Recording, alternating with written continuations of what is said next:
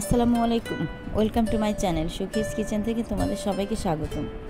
সবাই ভালো আছো আশা করি, আমিও ভালো আছি আল্লাহর রহমতে। আজকে আমি তোমাদেরকে একটা মজাদার ক্যারামেল আইসক্রিম তৈরি করে দেখাবো। এই গরমের ভিতর এরকম একটা আইসক্রিম হলে মন প্রাণ জুড়িয়ে যাবে। তো চলো আমি এই ক্যারামেল আইসক্রিমটা কীভাবে বানিয়েবো একবার দেখে নেবে।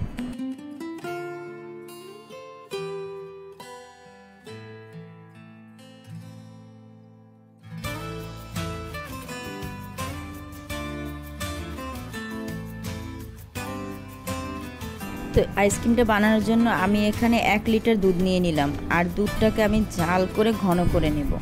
তো দুধটা জাল হতে থাক, এদিকে আমি ক্যারামেল বানিয়ে নিচ্ছি। আমি এখানে 4 টেবিল চামচ চিনি নিয়েছি। চিনিটাকে ভালো করে আমি ক্যারামেল তৈরি করে নেব। ক্যারামেলটা হইতে হইতে কিন্তু ওই যে দুধটা দিয়েছি সেই দুধটা কিন্তু একেবারে ঘন করে নেব। তোমরা এই আইসক্রিমটা তৈরি করলে অবশ্যই দুধটাকে একেবারে ঘন করে নেবে, যাতে দলা দলা থাকে আইসক্রিমটা ঘন হওয়ার পরিবর্তে।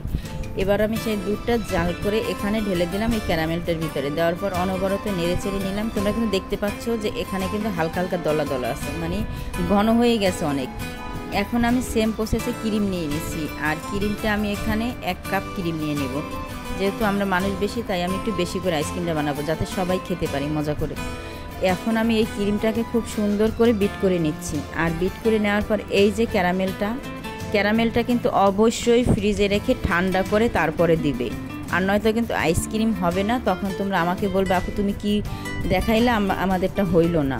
সেম ভুলটা কিন্তু করবে না, অবশ্যই একেবারে ঠান্ডা বরফ করে তারপরে ক্রিমটার মধ্যে দিবে। তো এভাবে করে আমি ভালো করে বিট করে নিচ্ছি। আর এটা বিট করার পর কিন্তু খুব সুন্দর একটা ক্যারামেলের কালার চলে এসেছে, তোমাদের কিন্তু দেখিয়ে দিলাম। এবার আমি এরকম একটা প্লাস্টিকের বাটি নিয়ে নিলাম। নেওয়ার পরে সুন্দর করে সবটুকু দেওয়ার পর উপর থেকে আমার পছন্দ মতন আমি কিছু কাঠবাদাম কুচি দিয়েছি, আর কিছুটা এখানে কি বলবো, মানে সাজানোটা আসলে যার যার পছন্দের মতন। আমি এখানে আরও কিছু দিয়েছি, সেটা তো দেখিয়ে দিলাম। তো দেওয়ার পরে আমি এটাকে টানা 4 ঘন্টা ফ্রিজে রেখে দিয়েছি। অবশ্যই তোমরা একটু সময় নিয়ে ফ্রিজে রাখবে। এটা চাইলে তোমরা সকালবেলা বানিয়ে ফ্রিজে রেখে দিতে পারো, ঠিক দুপুর টাইমে খেতে পারবে একেবারে ঠান্ডা ঠান্ডার ভিতরে। এবার আমি ফ্রিজ থেকে বার করার পরে আমি এই যে কিভাবে এটা প্লাস্টিকের বাটিটা থেকে বের করে নিলাম। এরকম চেপে চেপে যখন একটু হালকা হয়েছে তখন টান দিয়ে উঠিয়ে নিবে।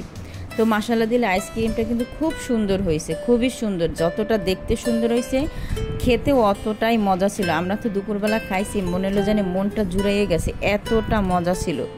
তো সহজ রেসিপি সবসময় শেয়ার করি তোমাদের সঙ্গে। আর তোমরা কিন্তু সবাই আমার চ্যানেলে সহজ সহজ রেসিপি পাবে, যেটা তোমরা অনায়াসে অল্প খরচে বানিয়ে নিতে পারবে।